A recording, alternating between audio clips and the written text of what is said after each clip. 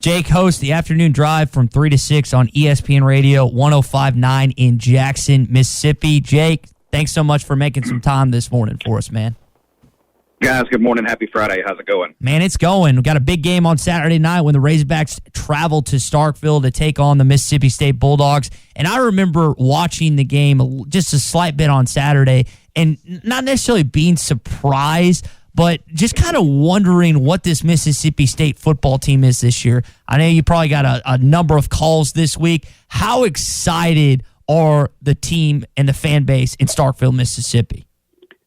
Well, I think, you start with the fan base. I think they're extremely excited. It's been a number of years that we've seen for Mississippi State to have any kind of success throwing the football. You can go all the way back to Dak Prescott in 2014, 2015, and that's kind of the last time, Mississippi State was ever able to throw the football. And you've got to really go back that far to kind of start the story because, while Dan Mullen is a really good football coach, he's got a really good football team down in Florida right now.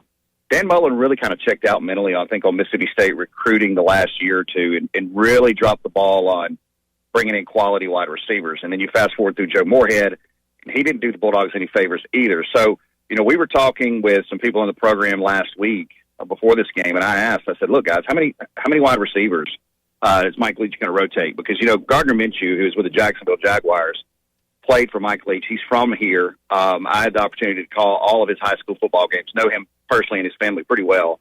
And Gardner used to tell me, he said, when he was at Washington State, he said, man, we rotate 11 to 14 wide receivers. Wow. And they all can play.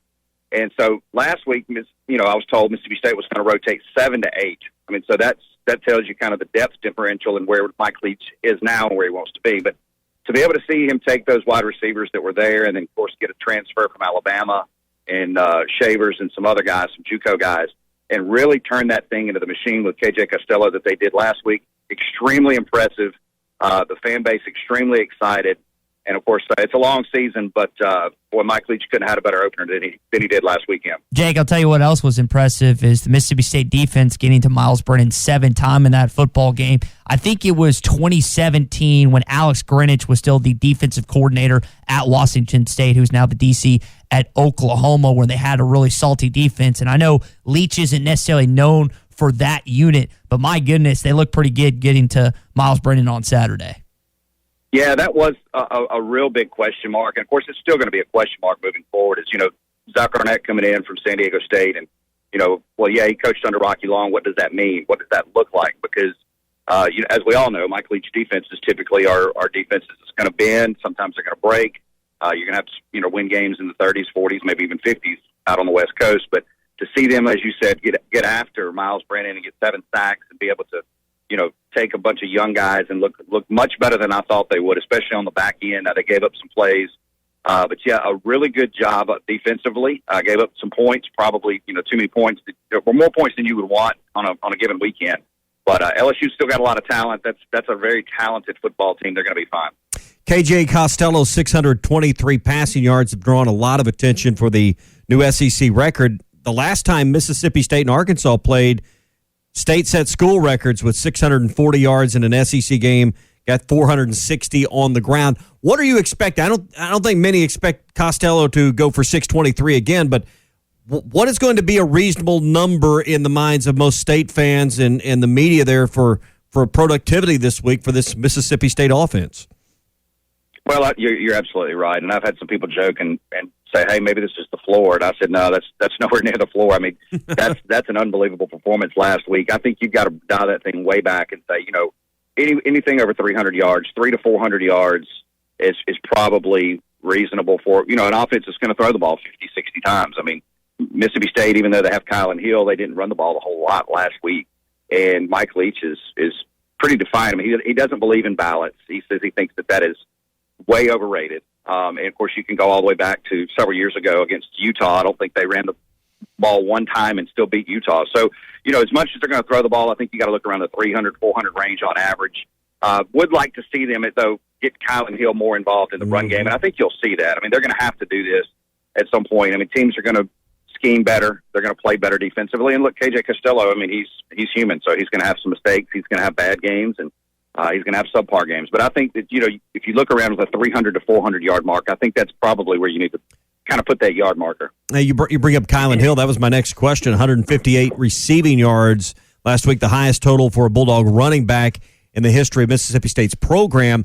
But he's known for running the football. So how does Mike Leach in this offense involve him? Is it extended handoff screen passes? How do you involve Kylin Hill moving forward with this offense under Mike Leach? Yeah, I think just what you said and you alluded to, you got to try to get him involved in space. Excuse me, and you got to get him involved with the handoffs, the delays, and then you got to take some chances. If you can get him like they showed last week, 1-on-1 in space out of the backfield, he is an absolute matchup nightmare for most people just because of his size and his speed. And I'm not even sure Kylin Hill yet understands how much he probably helped his draft stock last week, showing that he can catch the ball out of the backfield. But you're going to have to get him involved more in the run game. And, there's going to have to be some isolations that they do. I know Mike Leach, sometimes he'll bring a tight end in. Mississippi State's got two pretty nice tight ends. I mean, they're very SEC average, but they can come in and play as that up back position. But you got to get him more involved. And they've got some depth behind him as well. Going to have to run the ball in this league at some point. Jake Wimberly with us, 105.9 The Zone in Jackson, Mississippi. Jake, let's move on to Ole Miss, the other Mississippi school that you're consistently talking about. Just kind of the thoughts from the fans this past week as the offense looked pretty decent, but Kyle Trask and company just ran and passed all over Ole Miss's defense. Yeah, I mean, excited about the offense. I think Lane Kiffin, again, is going to be able to take – I mean, Lane does – and you guys know this, he does as good a job as anybody in the country taking the talent that he has and finding a way to move the football, and he's going to do that at Ole Miss. Defensively, we were just talking about it yesterday with Neil McCready from Rebel Grove up there, and it's a twofold deal. One, they got to get used to the scheme that they're running, but two, there's a talent deficiency there. I mean, they've got to get bigger along the defensive front. They've got to get faster on the back end. I don't know what you're going to see and how much better this defense can get. Now, they're not going to play teams like Florida every weekend, but the SEC, as we know, is loaded. Florida could be, by all accounts, the best team in the league. We don't know that yet. But they've got to get bigger. They've got to get stronger. That's going to happen through the recruiting process. But by all accounts, Ole Miss fans are excited. I mean, they actually had something to kind of hang their hat on, some excitement last week with what Matt Corral was able to do. I think Elijah Moore is one of the more underrated receivers in the league. He caught double-digit balls again. Jaron Ely from right here in the Jackson metro area, he is a star in the making. And, the big question is, what do they do with John Rice Plumlee? And what does that look like? Because, it's pretty evident Ole Miss doesn't want a run-first quarterback as their quarterback. They want somebody that can throw the ball, and Matt Corral offers that opportunity for them to do that.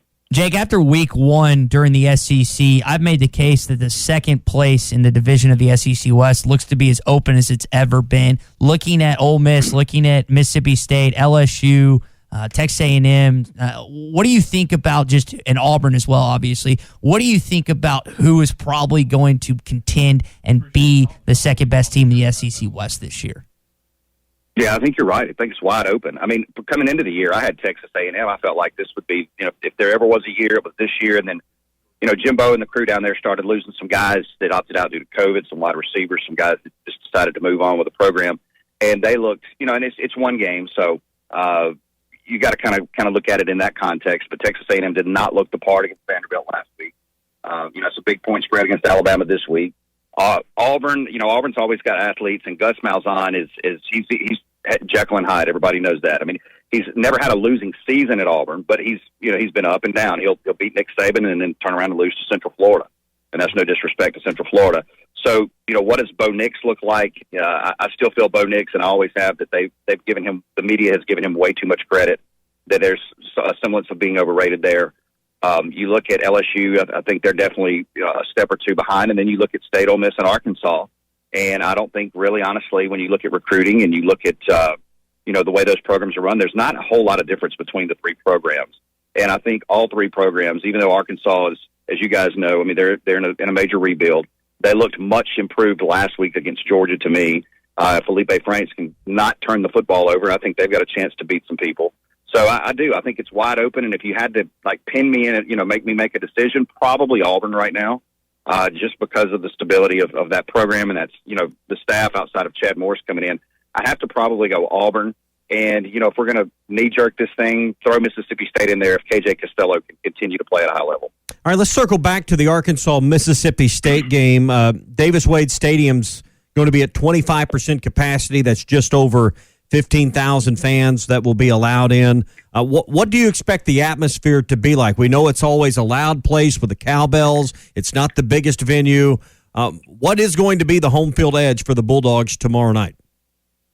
I don't know that you can necessarily call it an edge. I mean, the Tate Reeves, the governor of Mississippi, has put in a mandate, did this several weeks ago, no tailgating, no gathering. So, it's not like when you pull up, you're going to have, the junction out there that Mississippi State's done a really good job turning that into a very nice tailgating venue, similar to the Grove at Oxford and some other places. But that's not going to be active.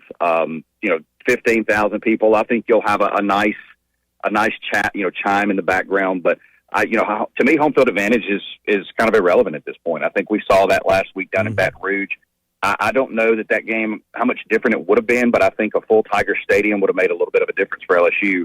And for Arkansas, it's an advantage coming in that you're not going to have, 50,000 people with tons of cowbells ringing. So I think the home field advantage, you can kind of probably throw that out the window. And for Mississippi State, you got to avoid a hangover. Are you still living off last weekend? Because if you're living off last weekend, they called Arkansas's attention to be able to throw the ball, and I can guarantee you Arkansas is going to come in, as best prepared as they can to try to stop this, air raid attack from Mike Leach. I don't know how much you cover recruiting, but I'm going to ask anyway. How has Mike Leach gotten off to a start in his first year recruiting-wise with the extended dead period? We've seen Sam Pittman and his staff have some success. How would you describe the recruiting effort that Leach's staff has had so far with all the rules and the restrictions and doing everything virtually? How has it went for Mississippi State recruiting so far this year? We do. We live and die through recruiting down here. We love it. And when you look at this year, Mike Leach has done a nice job. They already had a lot of contacts out of the state of Texas when they were at Washington State. And one of the things that I've said that is an advantage for Mike Leach is the offensive staff that he brought. He brought his entire offensive staff. So when you talk about guys like Steve Spurrier Jr. and guys that have been with him for the long haul, recruiters, guys that understand what they want out of kids for their systems, they kind of got a head start, and they've got a couple quarterbacks committed from the state of Texas. They've got some wide receivers from the state of Texas. Some guys in the state of Mississippi they've picked up as well. It's kind of been a wonky year in the state of Mississippi recruiting-wise because not just in the state of Mississippi, everywhere. You can't go visit kids. You can't have kids on campus. So what we've seen is a lot of the top athletes with coaching changes in the state of Mississippi. You're talking about the state of Mississippi has gone through now. They will go through four, what I call the Big Four in Mississippi: Ole Miss, Mississippi State, Southern Miss, and even Jackson State will have all changed coaches by Christmas.